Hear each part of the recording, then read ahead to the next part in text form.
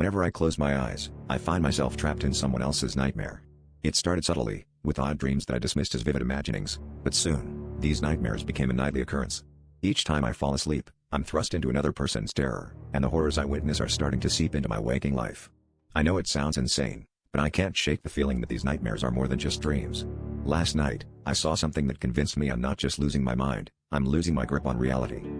In the first nightmare, I was in a vast, decaying forest, the trees whispering secrets that chilled me to the bone. A figure, its face shrouded in shadow, pursued me relentlessly. I could feel its breath on my neck, a cold, malevolent presence that promised nothing but pain. As I fled, the forest morphed, the trees bending and twisting, their roots clawing at my ankles. Then, in my waking life, I found muddy footprints leading up to my bedroom window, prints that matched the ones I had left behind in that nightmare world.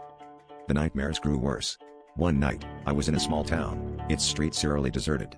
Each building bore the marks of violence, windows shattered, doors splintered. As I explored, I discovered the townsfolk, their eyes wide in terror, hiding from something unseen. Suddenly, a cacophony of screams erupted, and the ground opened up, swallowing them whole. When I awoke, I found my own front yard marred by deep, gaping cracks, just like the ones from the dream.